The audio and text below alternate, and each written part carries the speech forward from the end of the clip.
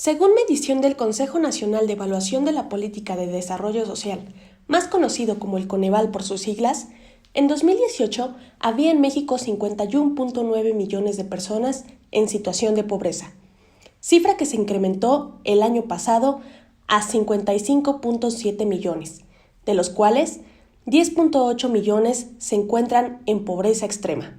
Pero el presidente López Obrador rechazó los datos del Coneval con su argumento de siempre de que él tiene otros datos, y en su tercer informe de gobierno destacó que a la mitad de los hogares del país ya está llegando al menos un programa de bienestar y que el 95% de las familias pobres de México están recibiendo cuando menos un apoyo. El INEGI informó que solo 3 de cada 10 hogares en el país fueron beneficiados con un programa social en 2020 y solo 32% de la población en situación de pobreza recibió apoyo de un programa social.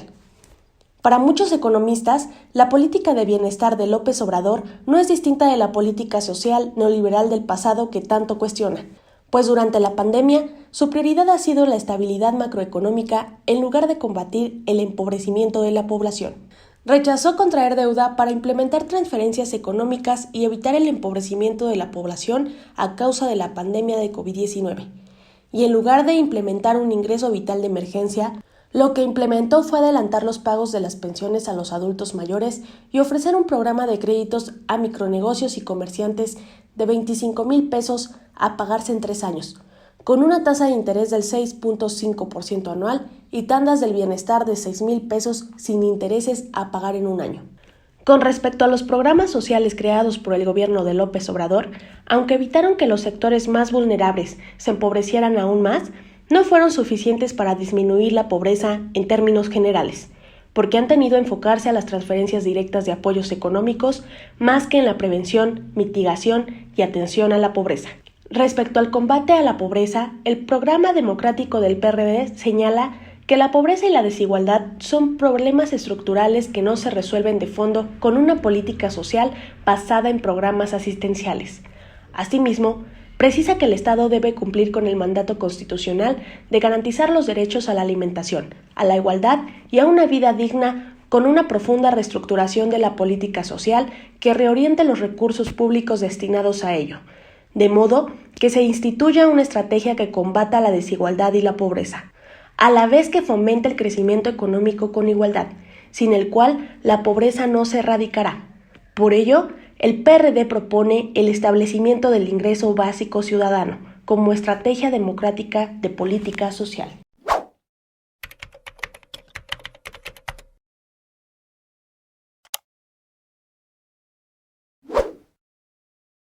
Estos son datos que se obtienen desde el año 2018, como bien lo mencionas, y la administración de López Obrador, bueno, pues ya lleva 3 años. Entonces yo creo que ya podríamos estar en condiciones factibles de poder dar un análisis concreto o poder hacer una evaluación más en concreto a contrario censo de cuando inició esta administración.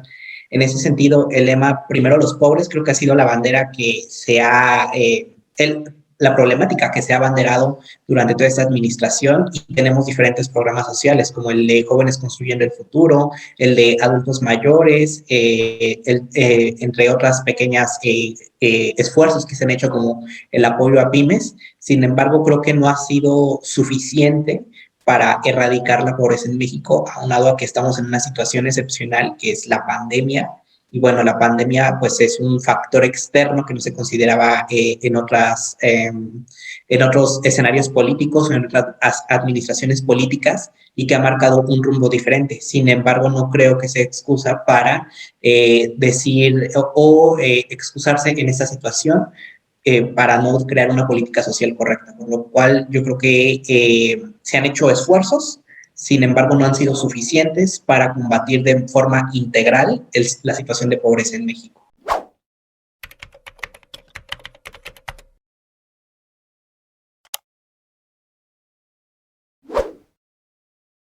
Luego que no, considero que esta medida que se tomó fue al inicio de la pandemia, bueno, casi al inicio de la pandemia, unos meses después, para apoyar a las pequeñas y medianas empresas a que pudieran subsistir el tiempo de contención en las casas y que no había producción. Sin embargo, pues la pandemia se prolongó más de lo que todos pensábamos, y no hubo una continuación en este proyecto, por lo cual pues 25,000 pesos para una pequeña empresa, bueno, pues no te alcanza para los salarios ni de medio año de pues tus empleados, ¿no?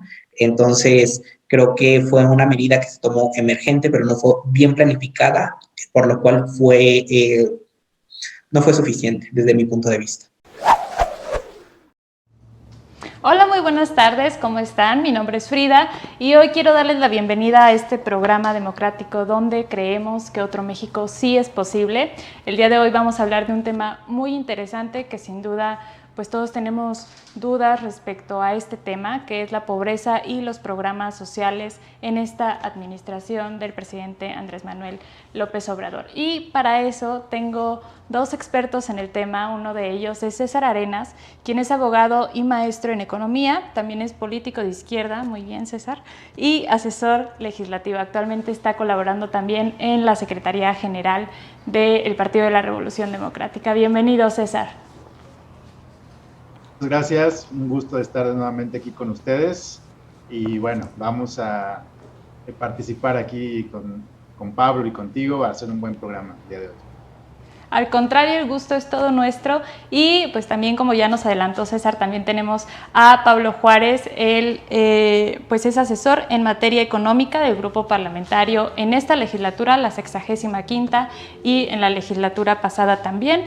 Él es licenciado en Ciencia Política y Administración por la UNAM y dentro de su trayectoria pues fue secretario técnico de la Coordinación de Finanzas Públicas, Desarrollo Económico, Comunicaciones y Transportes del Grupo Parlamentario del PRD. Bienvenido, Pablo, muchas gracias por acompañarnos. Gracias por la invitación, Frida, y pues aquí estaremos con César Arenas comentando algunos temas. Pues bueno, yo quisiera iniciar haciéndoles la primera pregunta que escuchamos ya con la opinión de nuestro compañero Alejandro, y es sobre esta política social del presidente de la República, porque durante las 3 veces que fue candidato a la presidencia, uno de sus lemas principales y el que más resaltó, uno de los que más resaltó, es primero los pobres. Yo quisiera iniciar contigo, César, si me lo permites, porque según datos del Coneval, y lo voy a leer, desde el 2018 hasta el año pasado, el número de personas pobres aumentó a 3.800.000 personas. Esto quiere decir que la población mexicana sumida en la pobreza ascendió a 55.700.000 personas. Y de este número, de esta cifra, 10.800.000 se encuentran en pobreza extrema. Entonces, yo te quisiera consultar, a 3 años de esta administración que ya tenemos con el presidente Andrés Manuel, este lema de primero los pobres ha funcionado, porque muy al contrario pareciera que esta cifra va en aumento. Mira, esa es una pregunta interesante, fundamental, porque este lema surgió en el PRD, surgió a partir de evidencia histórica que nos demostraba que a pesar de los gobiernos, a pesar de los recursos, la pobreza extrema, moderada o la pobreza en general no venía disminuyendo. Se acusaba que había sido propiciada por un modelo neoliberal y bueno, en justicia, desde un enfoque de oportunidades, un enfoque de libertad, de equidad, es justo que se atiendan a los pobres en primer lugar. Ahora, ¿cómo se atienden? Si se atienden con políticas públicas sociales de vanguardia, progresistas, de justicia, o con las mismas políticas públicas que sabemos que no tienen una incidencia directa en mover los indicadores de pobreza multidimensional. ¿Qué teníamos antes de la medición del 2018-2020? La medición del 2020 y el comparativo hacia 2018, teníamos un análisis de 10 años. El Coneval había sacado un análisis comparativo cuando arranca formalmente en el 2008 y al 2018 diciéndonos que había, a pesar de todos los esfuerzos, a pesar de todos los recursos que se habían ejercido, la disminución de la pobreza no había sido pues como se esperaba, como se deseaba. Cuando inicia este gobierno, lo que vemos en los primeros días de gobierno, ya propiamente dicho, y con un apoyo del legislativo, lo que vemos es que llegan con programas asistencialistas, hacen un desmonte de programas que venían pues de alguna forma atendiendo sectores de la población muy específicos y que beneficiaban, y se van simplemente las transferencias, que como más adelante lo veremos, transferencias monetarias que no atienden el problema público sobre el cual se generan, es decir, no resuelven el problema estructural. Como bien dice, se generan 3.8 millones de pobres, de los cuales la pobreza extrema suma o agrega 1.7 millones de pobres y la pobreza moderada 2.1. Así alcanzamos los 3.8. Pero ¿a qué se refiere que tengamos esta cantidad de pobres o que sea pobreza extrema o moderada? De acuerdo con el Coneval, lo que nos dice es que en la pobreza multidimensional, si tenemos de 3 carencias en adelante, se considera extrema, y si tenemos solamente 1 o 2, es moderada. ¿Cuáles son esas 6 carencias? Es servicios a la salud, rezago educativo, calidad de espacio en la vivienda, es servicios de seguridad social, acceso alimentario y servicios básicos a la vivienda. Se agrega un séptimo, que tiene que ver con los ingresos, y es el ingreso suficiente para comprar una canasta básica, que es la línea de pobreza extrema, y una canasta básica más otros servicios. Entonces, así se crea la metodología del Coneval, y los números, por más que pueda ser el gobierno de la 4T, que tiene otros datos, los números se generan a partir de una encuesta que genera el INEGI y que es totalmente pues ajena a un matiz político, ¿no? El Coneval simplemente toma los datos de la encuesta, esta encuesta se genera cada 2 años y a partir de ahí arroja los datos. De acuerdo. Pues ahí está estas mediciones que hace el Coneval, muy específicas, que sin duda son muy útiles porque no todos tenemos conocimiento de exactamente de cómo o bajo qué parámetros se toma o bajo qué consideraciones se hace la evaluación respecto a una pobreza o pobreza extrema. Pablo, yo te quisiera consultar la misma pregunta, pero con un matiz ligeramente diferente. Tú que estás en la Cámara de Diputados, que has trabajado el presupuesto de egresos de la Federación estos últimos 3 años y llevas para el 4º, al menos de lo que yo sé, podemos decir que la política respecto a primero los pobres ha sido un fracaso, porque sabemos que en los presupuestos, aparte de las megaobras, uno de los sectores o de los apartados que más se lleva recursos es justamente los programas sociales. ¿Este enfoque ha funcionado? Sí, Frida. Yo diría que no ha funcionado, pero no porque no se tengan los recursos, sino porque son mal administrados. En la reciente entrega del proyecto de paquete económico para 2022, fueron claros, son 3 pilares los que marcan su administración durante este 4º año que será el presupuesto de 2022. Decían 3 pilares: salud por el tema del COVID-19, atención a los que menos tienen, así lo nombran, atención a los que menos tienen, donde justifican el gasto, digamos, que ellos le llaman social, ¿no? Que es de más de 1,5 billones de pesos, ¿no? Y infraestructura para la reactivación económica. Infraestructura, ya saben, basada en solamente las 3 megaobras, el Tren Maya, 2 Bocas y el aeropuerto Felipe Ángeles, ¿no? Con esto te das cuenta que el enfoque sigue siendo la atención prioritaria a sectores con rezago económico, no diría rezago social, rezago económico. Sin embargo, el enfoque no se ve realmente en las políticas públicas, ¿no? De los 7 billones que yo les comentaba de pesos que tiene el presupuesto de egresos, 1,5 billones está destinado a programas de protección social, de los cuales de 238,000 millones de pesos, por ejemplo, van para el tema de adultos mayores, que tiene un crecimiento del 100% de su presupuesto, ¿no? Para dar una comparación, este solo programa de adultos mayores aumenta 76.2% y tiene más recursos que lo que se destina a todo el sector salud, contando las vacunas, a todo el tema de seguridad pública, que solamente son 93 millones, o al turismo, o incluso en otro programa social. 238 mil millones de pesos van a adultos mayores, mientras 90,000 millones de pesos van a becas, ¿no? Ahí vemos que realmente no vamos a poder tener este impacto presupuestal dentro del desarrollo social, ¿no? Y Coneval lo ha dejado ver. Durante años nos quejamos de la forma en que se llevaron a cabo los programas sociales, ¿no? Decíamos, no impactan directamente lo que se necesita para reducir la pobreza. Y durante 6 años estuvo reclamando al gobierno de Enrique Peña Nieto que no bajábamos de los 50 millones de pobres, ¿no? Que no bajábamos, que siempre eran los 50 millones, que qué hacemos con estos 50 millones de personas que viven en pobreza, en situación de pobreza, y, y justo eso fue lo que vendió Andrés Manuel López Obrador en 2018 y vemos que pues su estrategia falla, ¿no? Tenemos, ustedes ya lo mencionaron, 55.7 millones de pobres a 2020, a pesar de que se gasta más de 1 billón de pesos en programas que se supondría generarían que estas personas dejaran de estar en esta situación, ¿no? De acuerdo. Pues ahí das unos datos muy interesantes, Pablo, que yo quisiera retomar en unos momentos más, pero por lo pronto también quiero retomar una de las ideas principales que nos comentaba César en esta primera intervención.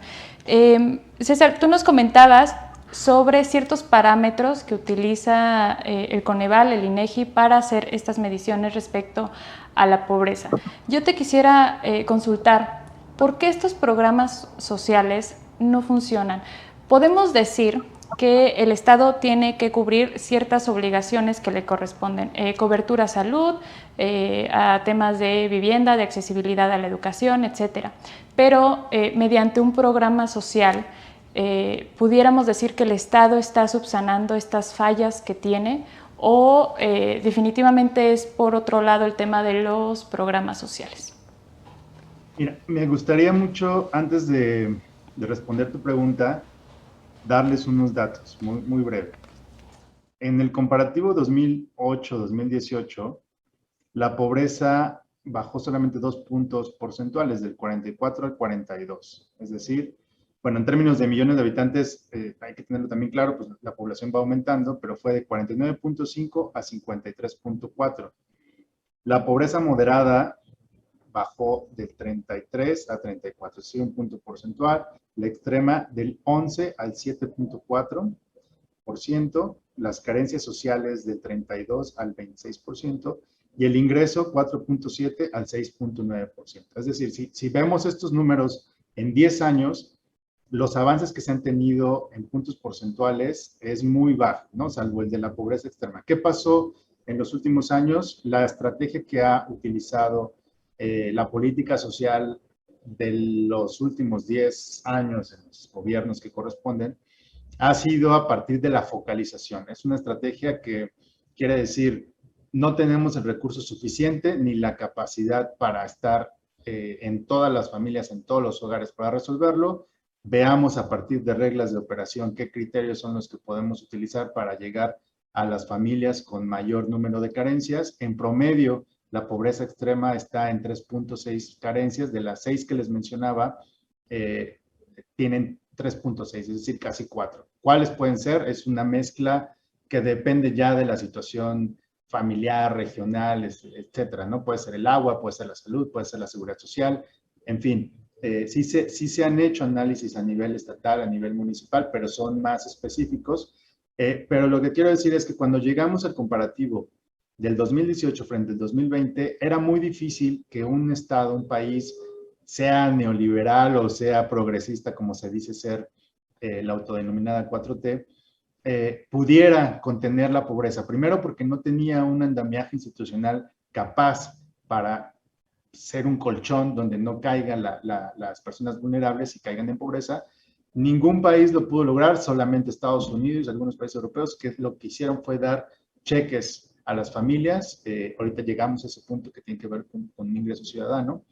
Y solamente algunos países específicos que decidieron proteger a las familias y los ingresos de las familias pudieron, pero en comparativa a otros países como México, que decidió no gastar para proteger a las familias, era muy difícil que un país como nuestro, con esta política social, pudiera evitar el crecimiento de los pobres. La encuesta que levanta el INEGI para dar estos datos de pobreza del 2020 se levantó entre agosto y noviembre. Eso es lo que cada 2 años se hace entre esas fechas, está establecido, no se cambia. Entonces, imaginemos, entre agosto y noviembre del 2020 lo que teníamos Era un proceso de destrucción de capacidad productiva, de desempleo, estaba ya la nueva normalidad, empezaban a recuperarse espacios de trabajo, pero no los teníamos todavía como la prepandemia. Entonces, cuando tú me dices, ¿por qué no funcionan? ¿Qué política pública en términos sociales es la que se requiere? Pues la que se requiere es dejar este esquema de focalización y transitar a a un andamiaje más institucional de enfoque de derechos, pero que va dirigido hacia un estado de bienestar un poco más sólido. Digamos, los ejes sobre los cuales está construido tienen que ver con seguridad social, con salud y con apoyos en transferencias, pero ahorita lo explico si quieres un poco más. De acuerdo, excelente, César. Pues ahí están los comentarios, no es suficiente un apoyo económico porque a veces esto no alcanza para dar cobertura a estas 3.5 deficiencias en promedio de las que nos hablaba César en caso de personas que se encuentran en pobreza extrema. Pero bueno, vamos a un corte y regresamos.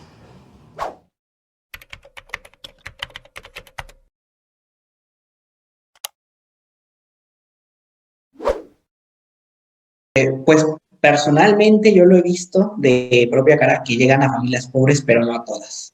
Llegan a las familias que lo solicitan, que se les hacen los estudios socioeconómicos, sin embargo no hay una estructura más formalizada que vaya de verdad a las personas que lo necesitan, que sin ese dinero es difícil su subsistencia y esas personas luego son las que no tienen el acceso a la información para conocer de este programa. Entonces creo que es una carente del programa donde se debería reforzar para que realmente llegara a las personas que más lo necesitaran.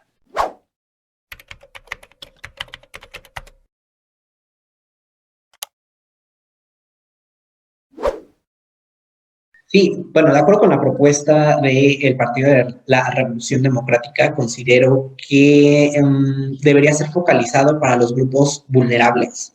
No debería ser universal porque, bueno, a pesar de que hay grandes pobrezas en México y que más de la mitad de la población de México vive diferencia entre pobreza extrema y pobreza, sí hay sectores poblacionales que son más beneficiados, que son más afortunados y que tienen la solvencia económica pues para poder mantener una vida digna, ¿no?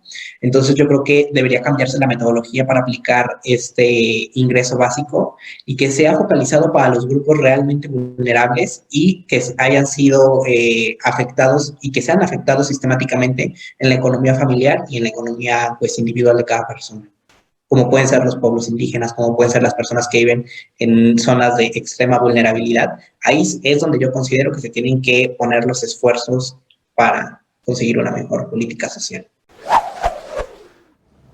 Y estamos de vuelta, muchísimas gracias por seguir con nosotros. Y yo quisiera pasar rápidamente con Pablo para aprovechar tanto como sea posible a ambos ponentes que nos están acompañando el día de hoy. Pero esta pregunta tiene un tinte un poco más político y fue de mi cosecha. Producción no me dio permiso, pero pues aprovecho como en mi carácter de conductora a ingresar preguntas luego sin la aprobación de la producción. Pablo, yo te quisiera consultar.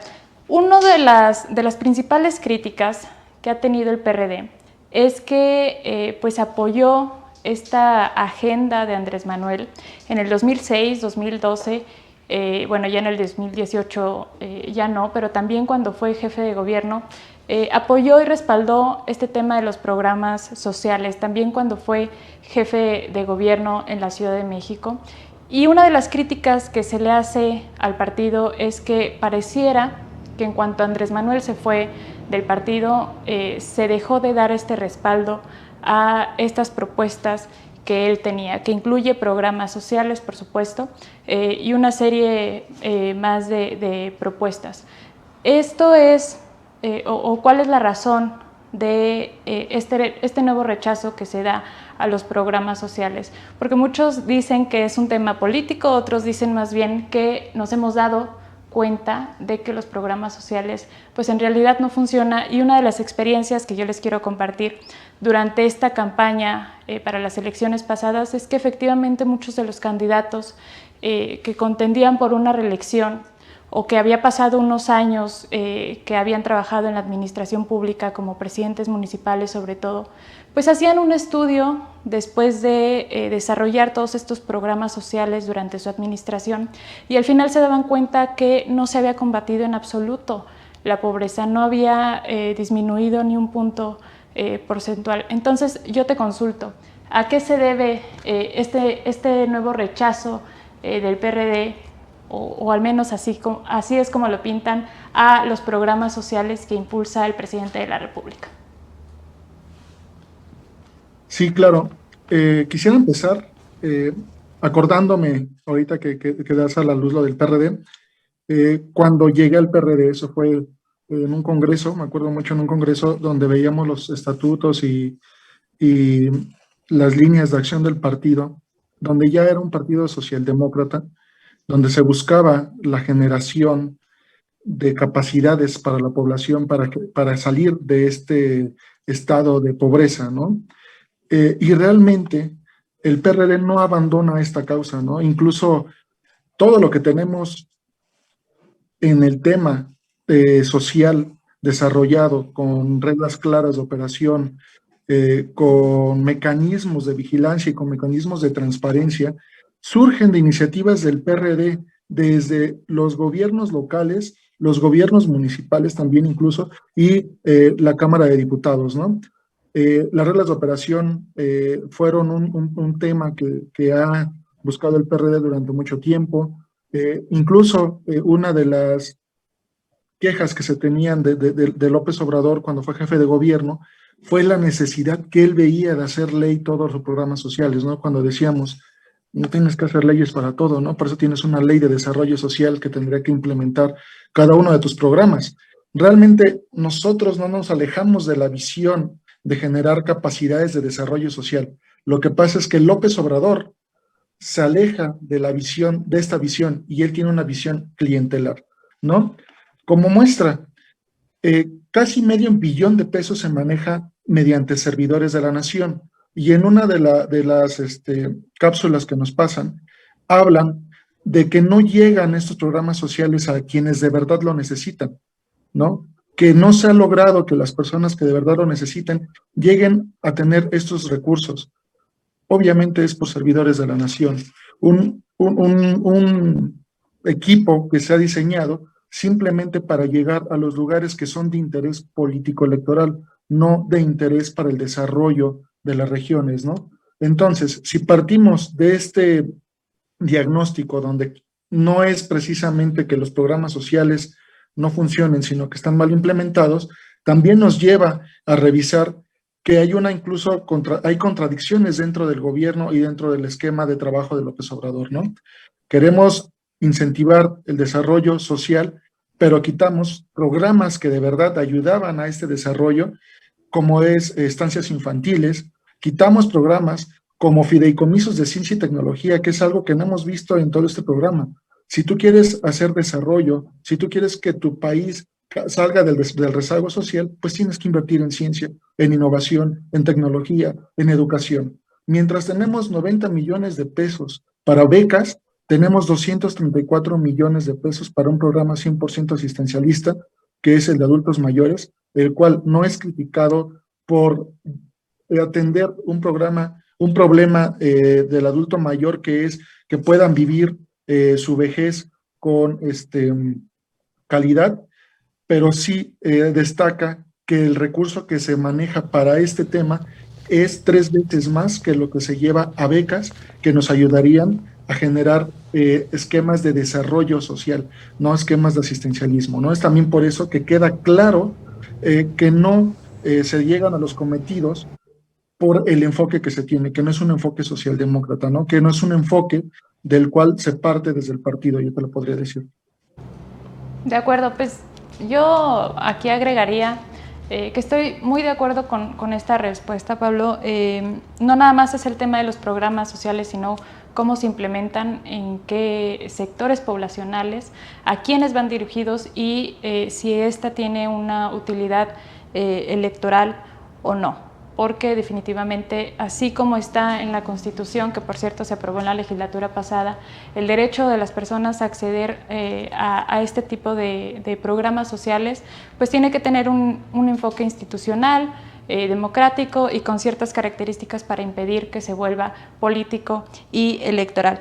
Pero bueno, César, yo quisiera ahora pasar contigo, que también es una pregunta un tanto polémica, porque una de las propuestas que se hizo en la legislatura pasada y en algunos otros congresos locales, porque tenía mucha relación con el tema de la pandemia y de la crisis económica, es un ingreso mínimo vital. Algunas de las propuestas era establecerlo como un derecho en la Constitución, como un principio rector, para que a partir de ese momento en que entrara ya en funciones esa nueva reforma, pues fuera un derecho de todas y de todos el acceso a un ingreso mínimo vital que garantizara la cobertura de todas las necesidades de la población, así como estos parámetros que tú nos comentabas para evaluar si alguna persona entraba en pobreza o pobreza extrema o estaba fuera de este rango, ¿no? Pero otras propuestas más que se hacían respecto a este ingreso mínimo vital, y por eso te lo quiero preguntar, porque también es una de las propuestas del PRD, un ingreso básico ciudadano.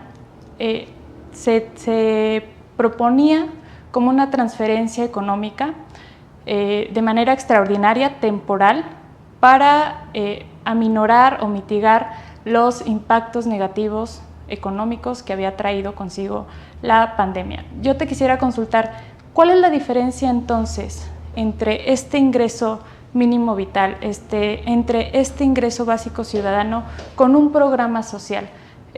¿Cuál es la diferencia? ¿Por qué no podríamos decir entonces que el ingreso mínimo vital es otro programa más que surge a partir de una pandemia, de una situación extraordinaria? ¿Qué es lo que lo hace diferente? Está muy buena y muy interesante la pregunta. De hecho, son de mis temas que más me gustan abordar.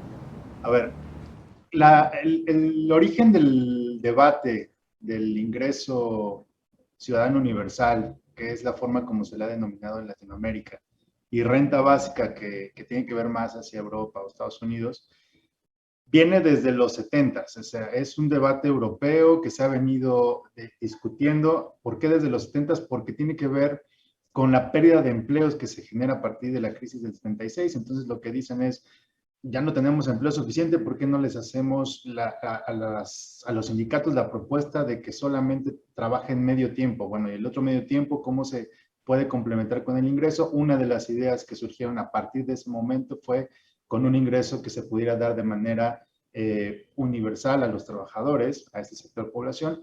Pero a partir de ahí empezó un enfoque desde la parte filosófica, incluso de libertades, de la república, de oportunidades, de que fuera un programa, parte de un programa de política pública que fuera universal. Ahora, de manera específica, lo que ha venido desarrollándose es a partir de las donaciones de crisis. Por ejemplo, en el 2008, con la crisis económica 2009, Europa empezó a pilotear muchos de estos ingresos mínimos o rentas básicas, y la distinción o la diferencia cuando le ponemos mínimo o garantizado, incluso que se llama, es que pueda cubrir la canasta básica. No existe una definición unánime de cuánto, qué cantidad o cuánto se tiene que dar, porque depende de la realidad específica de cada país. En el caso de la Ciudad de México, incluso se discutió el ingreso mínimo vital, está en la Constitución, la Declaración de Derechos Humanos Emergentes también está ahí desde el 2009. Hay en la Corte incluso un criterio que se fueron adoptando de lo que se ha venido desarrollando desde los 70, te digo, finales de los 70, en otros parlamentos. Europa ha discutido mucho esto, y en México lo que se ha venido adoptando es esta idea del mínimo vital, pero que está, desde mi punto de vista, está mal enfocado, mal orientado, porque lo que se está buscando es justamente nada más dar el recurso para resolver la canasta básica, lo cual se vuelve un programa más, que bien se podría denominar programa de apoyo alimentario. La renta básica es otra cosa. La renta básica está fundamentalmente sostenida en dos pilares, que es la incondicionalidad y la universalidad. Es decir, no se requiere a una persona que acredite nivel de pobreza, no se requiere a una persona que esté trabajando o no, no se requiere que esté discapacitado. Rompe totalmente con el paradigma de la focalización, de los mean test que le llaman, o hacer pruebas de pobreza y demostrar que tienes la carencia, la vulnerabilidad, etcétera. Pero rompe totalmente con todo esto. En México estamos, pues, dando pasos sobre esto. Quienes más lo han avanzado en realidad es en la academia, en el Colmex, en la UNAM, de cómo se entiende y cómo se puede abordar este aspecto. A nivel de congresos, incluso en el 2015, no, 17 me parece, hubo una iniciativa de ley. Luego Anaya lo hizo como una propuesta incluso para su campaña a la presidencia, ¿no? El ingreso ciudadano universal. Pero prácticamente esta distinción entre renta básica o la versión latinoamericana, que es el IQ, se distingue del mínimo vital o del mínimo garantizado en que soporte o no una canasta básica. Y la canasta básica, por ejemplo, en México, de acuerdo con el Coneval, a nivel rural es de 1,400 pesos y a nivel urbano es 1,800 pesos. O sea, más o menos sobre eso oscilaría. Esto va dirigido a todas las personas ciudadanas a partir de 18 años. Las propuestas que se han hecho hasta ahorita de cómo irlo implementando es que sea a grupos de población muy vulnerables, como son los adultos mayores o incluso jóvenes niños, y después ir como transitando hacia los otros grupos de la población para que se vuelva universal e incondicional. Evidentemente esto tiene que ver con un problema de financiamiento, es decir, bueno, ¿cómo pagamos esto, no? ¿Y cómo se sostiene esto? Es un tema que al final restringe la decisión de política pública, y por eso es que muchos dicen, pues no nos alcanza, entonces para lo único que nos alcanza es para este grupo de población, y volvemos a caer en una política pública focalizada, ¿no? Y condicionada. Entonces es un reto teórico y también político, pero rompe con el diseño que veníamos teniendo de política social. Pero a diferencia de lo que por ahí se opinaba, y yo quería debatir un poquito, no sé si salió por ahí, pero decía que era la política principal. La renta básica no puede ser la política principal de un partido, porque necesitas ser parte de un andamiaje que se le llama estado de bienestar, y que tiene que ver con salud, que tiene que ver con seguridad social y también con trabajo. No puede ser solita, porque si no tampoco da los beneficios y los resultados que se esperan o se necesitan. De acuerdo, muchas gracias, César. Pues ahí están las consideraciones para que este ingreso mínimo vital no se convierta en un tema o se convierta en un programa más, sino que tiene que tener ahí ciertas características, que no sea focalizado, que tienda a cubrir las necesidades de cualquier individuo, etcétera. Todas estas características que César ya nos comentaba. Pablo, yo quisiera pasar contigo antes de irnos a otro corte. Tú nos platicabas sobre estos programas sociales y algunas o varias fallas que han tenido. Y por ejemplo, está el tema de Jóvenes Construyendo el Futuro, donde hubo denuncias de parte de los jóvenes, donde las empresas les pedían una parte del recurso que se les otorgaba a cambio de que ellos no fueran a trabajar. Otro tema más es, por ejemplo, Sembrando Vida, donde a pesar de que se daba un recurso pues material en especie y económico, pues no se transitaba hacia la meta que este programa tenía, que era la reforestación de ciertos espacios. Incluso hubo ahí quema de bosques a cambio del beneficio económico, etcétera. Yo creo que de todos los programas podría decir ciertas fallas que han existido, pero bueno, yo te quisiera consultar. Si estas fallas en la efectividad de estos programas sociales se subsanaran, si pudiéramos contar con programas sociales que se implementen de la manera adecuada, pudiéramos combatir o pudiéramos decir que sería una buena manera de combatir la pobreza. Y un tema más, ¿qué necesitaríamos para que estas fallas en los programas sociales, es decir, programas sociales que son electoreros, que tienden hacia ciertos grupos poblacionales, que no son democráticos, que se usan con temas políticos, ¿qué podemos hacer para evitar pues estas fallas? porque definitivamente la administración, el gobierno federal, pues va a seguir implementando estos programas. Tal vez una de las soluciones sería que la implementación de estos programas no estuviera en manos del gobierno federal, pero no sé, te consulto, ¿cuáles serían las opciones que tendríamos para que estos programas funcionaran de manera correcta? Y además que si podemos decir que si funcionaran de manera adecuada, ¿combatirían realmente la pobreza y la pobreza extrema? Qué buenas preguntas, Frida, porque es lo que siempre se ha preguntado, creo yo, desde que tengo uso de razón y hacia atrás. Y quisiera empezar contestando la segunda. Si implementaran bien los programas sociales, ¿lograríamos bajar los índices de pobreza? Bueno, hay programas que se han implementado no de manera perfecta, pero sí idónea, que también no han sido lo suficientemente fuertes para lograr los cometidos.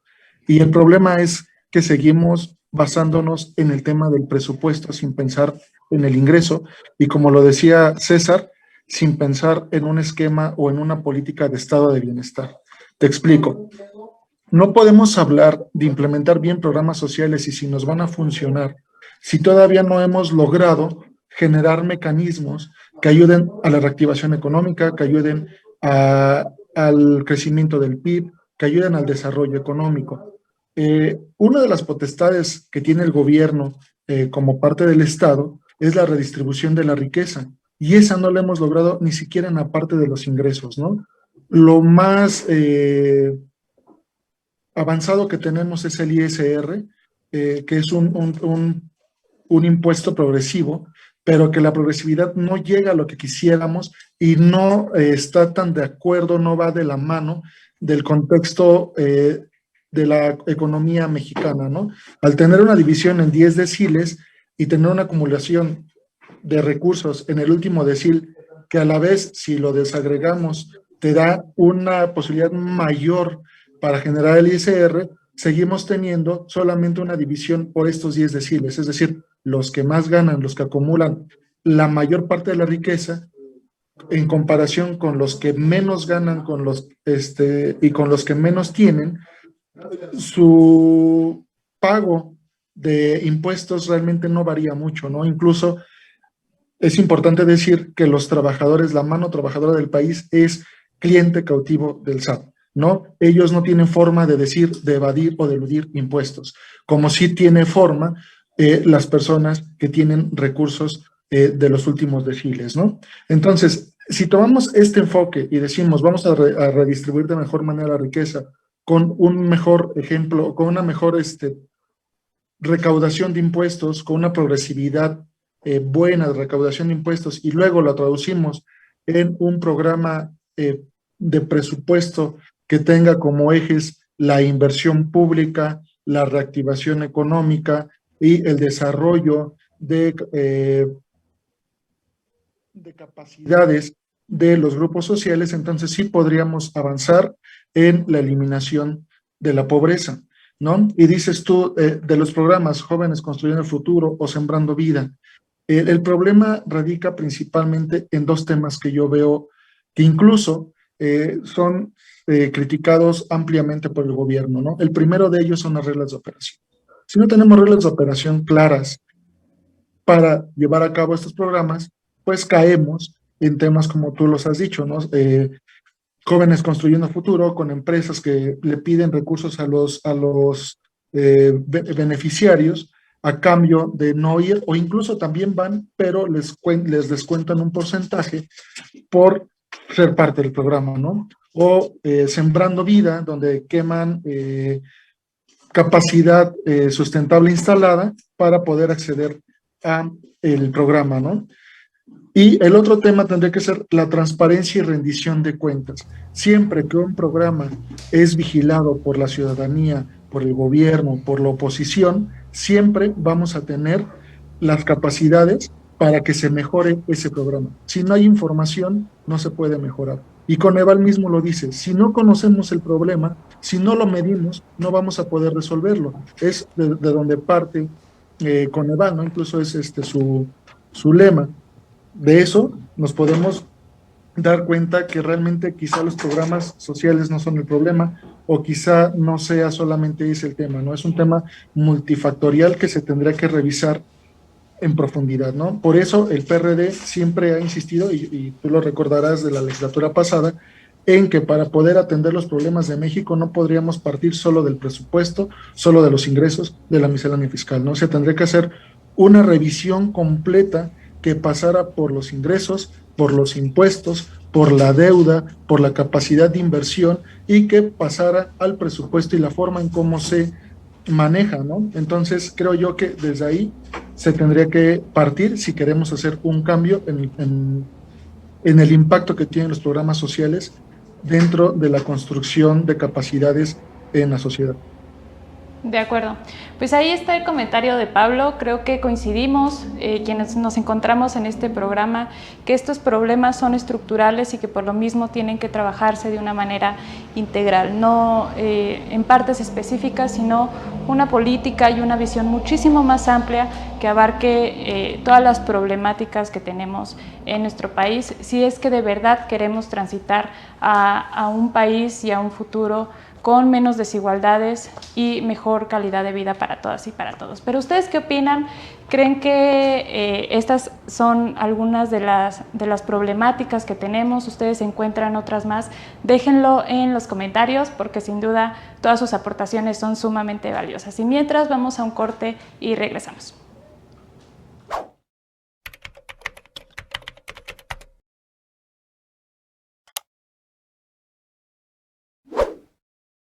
Una pregunta muy difícil que es multidisciplinaria porque desde una sola ciencia no podríamos llegar a contestar esta pregunta, pero desde mi ámbito de expertise y desde lo que yo puedo aportar es que considero que se deben de visibilizar y reforzar áreas de oportunidad en las escuelas, en las formaciones académicas, generar nuevos programas de estudio diferentes para estas nuevas ciencias que se están integrando, como puede ser los temas digitales, programaciones, incluso carreras sociales como carreras de seguridad, pero que ya sean personas que estén profesionalizadas y que desde luego se les pueda reconocer desde el ámbito privado y desde el ámbito público una mejor remuneración por sus conocimientos y por sus expertise.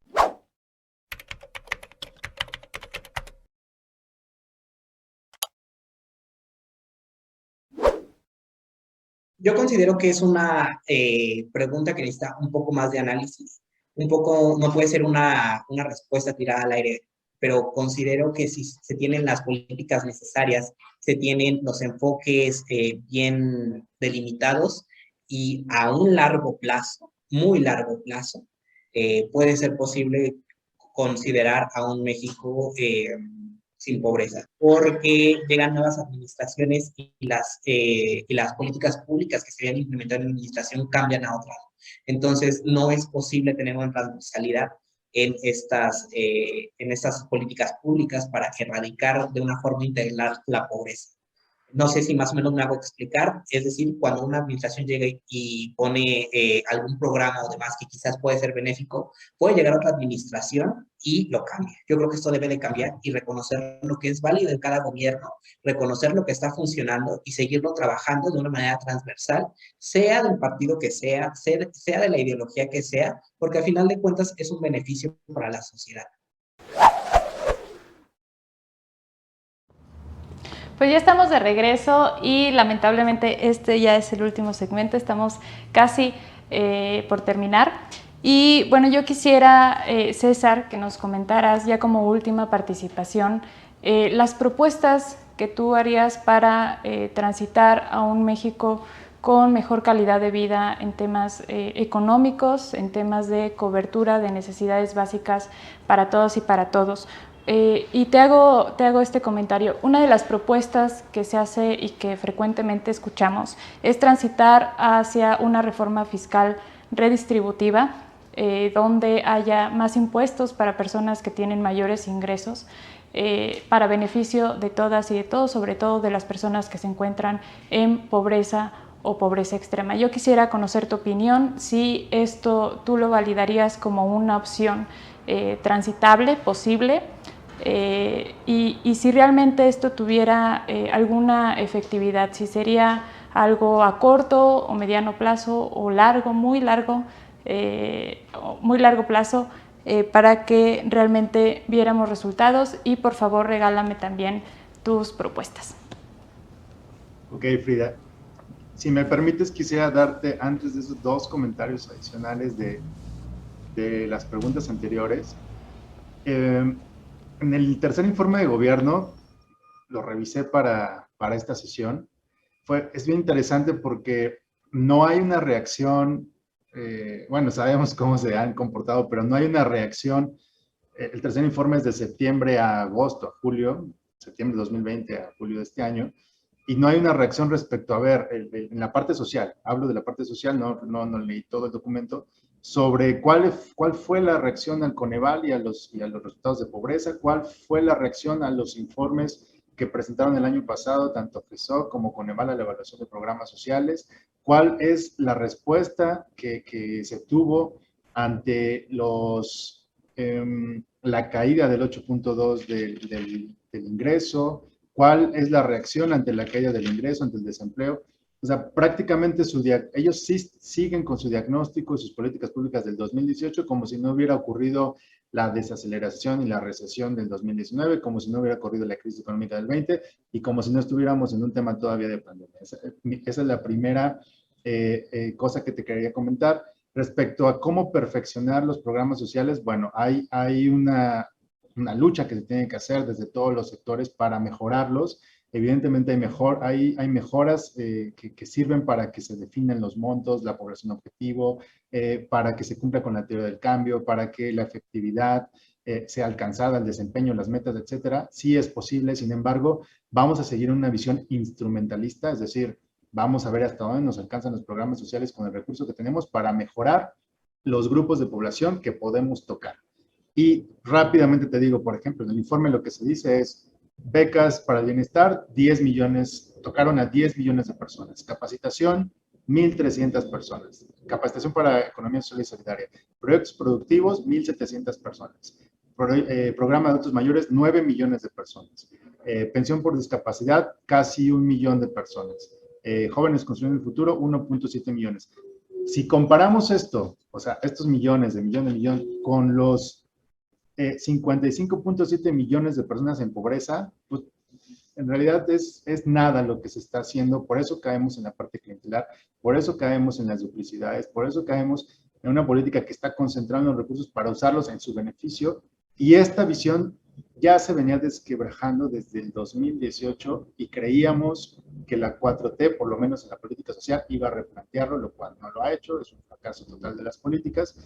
Tan solo en el tema, y ya con eso te respondo ahora si te preguntan, voy muy rápido, en el tema, por ejemplo, de la población ocupada, de 55.2 millones de trabajadores, quienes reciben un salario, es decir, 142 pesos más o menos, son 14 millones. Quienes reciben 2 salarios son casi 19 millones, es decir, 33.7 millones de personas ocupadas, que representa casi el 60% de esos 55 que están ocupados, ganan entre 5,000 y 9,000 pesos. O sea, tú imagínate las personas trabajando con 5,000 pesos al mes, que tengan que mantener una familia, que tengan que enfrentar un COVID, que tengan que enfrentar cualquier tipo de problemáticas, sean independientes, sean informales, etcétera, pues no alcanza, ¿no? Y el PRD en su momento, tal vez lo recordaremos, sacó una campaña de no me alcanza, ¿no? Algo así era,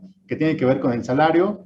Obviamente se logró que el salario aumentara, pero tampoco es una victoria suficiente el que se haya aumentado el salario, porque estamos viendo aquí quienes ganan hasta un salario o hasta 2 salarios representa el 60% de la población trabajadora ocupada. O sea, no está resolviendo, no lo va a resolver tampoco, sobre todo si vemos el aumento de la inflación, de los precios de los alimentos.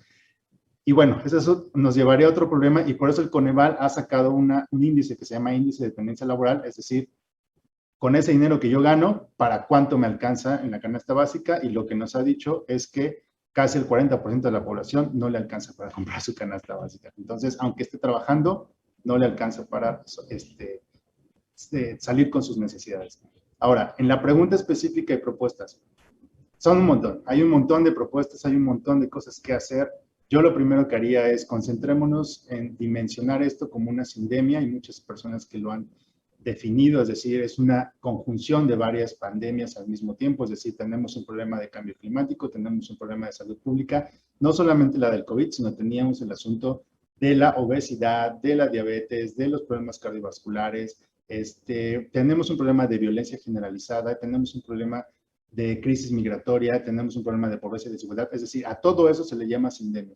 No solamente se tiene que resolver bajo una visión separada, sino integrarlo, y a partir de ahí entraría un rediseño institucional. Yo te decía, cambiar a una visión más de política económica, cambiar una visión de estado de bienestar de la política social. Y sí, como tú decías, la política fiscal es sumamente importante para reestructurar o corregir los problemas financieros del Estado, pero tiene que ir vinculada con un desarrollo también de la economía, invertir, mejorar la productividad, permitir el aumento del empleo. En fin, habría muchas cosas que hacer, pero creo que ya hablé mucho. Entonces vamos a dejarle a Pablo que dé su punto de vista. Bueno, pues muchísimas gracias, César. Todas estas propuestas son sumamente valiosas y sin duda se tienen que considerar, se tienen que analizar todos estos de los comentarios que tú nos regalabas, porque pues sin duda necesitamos no nada más un diagnóstico serio y una evaluación, sino tomar medidas al respecto, porque pareciera que en todas estas pandemias, como tú nos comentabas, temas de migración, de violencia generalizada, pero en particular también el tema de las mujeres, el tema de crisis de salud, el tema de desempleo en los jóvenes, el tema de cambio climático y crisis medioambientales, pues todo esto se tiene que trabajar en conjunto, porque sin duda todas de alguna manera están conectadas y bueno, pues interfieren en la calidad de vida de las personas. Y bueno, ahora sí paso contigo, Pablo, por favor, regálame tus propuestas, tus comentarios, ¿qué crees tú que es lo que tenemos que hacer para transitar a este mejor futuro que todas y todos queremos? Y también la misma pregunta que le realicé a César. ¿Tú crees necesario y es factible y viable una reforma fiscal redistributiva? Adelante. Sí, Frida, la respuesta es sí. Creo que es necesaria. Después de la reforma de 2013 ya es necesaria una nueva reforma. Y quisiera empezar con algo que dice César, que es muy cierto. 60% de la población económicamente activa ocupada gana de 1 a 2 salarios mínimos vigentes, 140 pesos. ¿Y esto por qué lo tomo? Bueno, pues también ese 60% de la población es la que paga el 100% de sus impuestos. Es lo que te decía, son personas cautivas del SAT. Y con esto te doy una idea de qué es lo que se tiene que hacer, qué es lo que se tiene que hacer para cambiar. También quisiera apuntar un poquito, sé que no me lo preguntaste, pero lo tengo que decir, sobre el ingreso mínimo vital. Coincido con César, tiene que ser universal e incondicional. Y es algo que el PRD siempre ha propuesto. Adultos mayores, con la propuesta inicial que se hizo en la Asamblea Legislativa del Distrito Federal en la 4ª legislatura, era universal e incondicional. Prepa sí, la única condición es que estuvieras estudiando, y es un esquema que también hizo el PRD en la Ciudad de México. Lo único que se te pedía era que estuvieras estudiando en una prepa. Con eso ya tenías el acceso a esta beca, ¿no? Y solamente así se podría manejar, podría avanzarse en programas sociales. Y con esto también quisiera decir que el Coneval dice, lo que se mide se puede mejorar, y si no se miden los programas sociales, no se van a poder mejorar. Vamos a tener que seguir viendo cómo están fracasando. Y hay que medirlos con un análisis crítico, si están sirviendo para desarrollar mecanismos para combatir la pobreza, esa es la medición, no si están sirviendo para tener 30 millones de votantes, porque así no se te puede medir una política social. Y bueno, la pregunta sobre cuáles son las propuestas. Ya lo había dicho anteriormente y creo que tendría que ser más puntual, son básicas. Revisar el sistema tributario mexicano para hacer un un ICR mayormente progresivo, para revisar las tasas cero en el IVA, para revisar los impuestos especiales sobre producción y servicio, para revisar mecanismos que nos ayuden a el tema del emprendimiento, para revisar mecanismos que nos ayuden a que los que menos tienen también paguen menos impuestos y también que nos ayuden a dar las herramientas y la simplificación administrativa necesaria para que llegue inversión productiva al país, ¿no? Que es algo que también estamos viendo con el terrorismo fiscal aplicado en esta 4T, ¿no? También en la parte del presupuesto tendremos que buscar que los programas sociales que se estén implementando sean medibles, que sean corregibles sobre todo, y que cada año sean mejorados. Si estamos en una inercia donde este año vamos a ver si funciona y el que sigue no funcionó, pero creemos que este sí va a funcionar, si no cambiamos las cosas, simplemente van a seguir pasando los mismos problemas. Creo yo que se tienen que revisar la totalidad de los programas sociales, darles reglas claras, también darles mecanismos de vigilancia, de evaluación y sobre todo lo que yo les decía, transparencia. Pareciera que no es importante, pero quizás es lo más importante en un gobierno. Sin transparencia no podremos ver si un programa social sirve o no y por lo tanto no se podrá mejorar. También quisiera decir y continuar con lo que dijo César, pareciera que el gobierno no se ha dado cuenta que 2021 es totalmente diferente a 2018, que 2020 fue totalmente diferente a 2018 por una pandemia, y que esto tendría que cambiar en todos los sentidos la orientación del paquete económico. No hay algo que nos ayude a reactivar la economía, se eliminan incluso programas como los microcréditos que ayudaban a que las personas tuvieran capacidades para iniciar un negocio.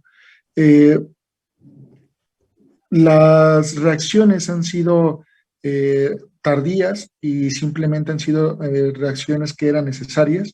Se dice vamos a vacunar, sí, pero cuando haya posibilidades, bueno, ya tenemos la obligación de vacunar, sí, ya tenemos la obligación de reactivar. O sea, realmente no hay una estrategia y creo que es a lo que vamos a adolecer. Y yo la verdad no veo que en 3 años se cambie eso. Vamos a seguir adoleciendo durante 3 años más de esta falta de estrategia, que se ve incluso, y yo lo recuerdo en el Plan Nacional de Desarrollo, un plan que es de 50 hojas, que simplemente dice lo que podría hacerse, no lo que se tiene que hacer, ¿no? Y realmente desde ahí nos damos cuenta que en 3 años no lo podremos ver, pero sí tenemos la capacidad de elaborar una serie de propuestas que ya insisto es revisar impuestos, revisar el paquete económico y avanzar en temas de transparencia y rendición de cuentas.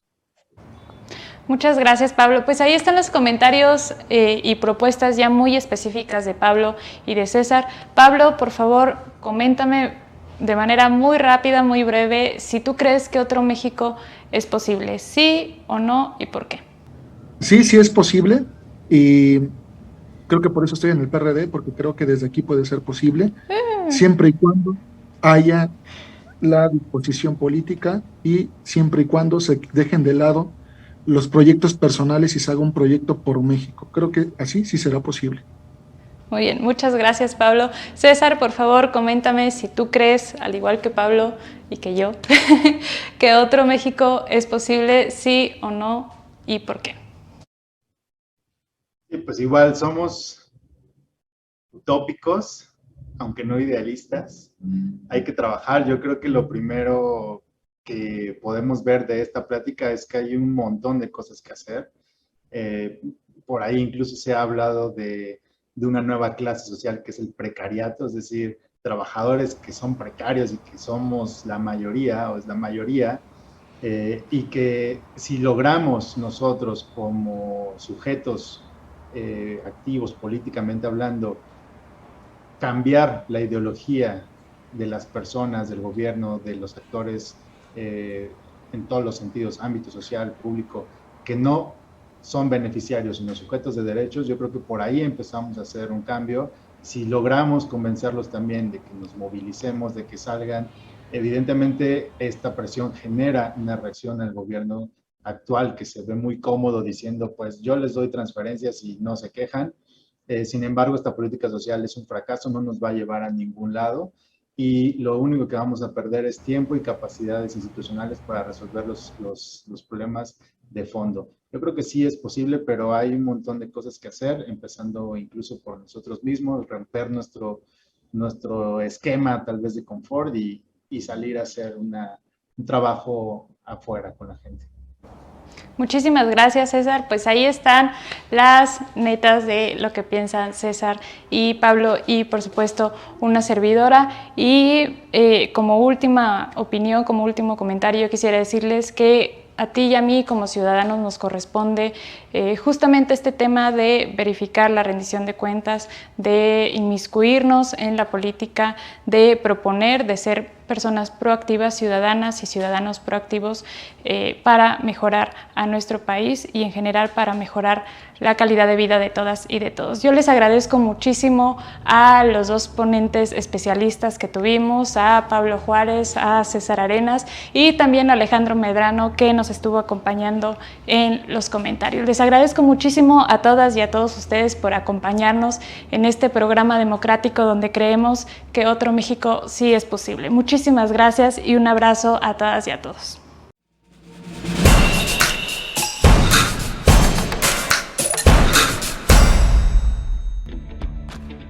No se pueden perder este programa porque siempre el debate en la política va a ser lo mejor. Y si quieres tener una opinión fundamentada, pues tienes que saber por qué lo estás diciendo, ¿no? Esta es una herramienta que pone el PRD a disposición de todos los ciudadanos y que deben de ser vista para que sirva para hacer un cambio en el país. Vale, muchísimas gracias, Pablo. Ahora sí, César, tú dime si estás listo. A ver qué sale. Adelante. Hola a todas y a todos, esperemos que vean este programa de Revolución 2.0. Hacemos nuestra crítica sobre la fallida política social de la 4T y damos nuestro punto de vista para construir entre todas y todas una política social verdaderamente en beneficio de la ciudadanía.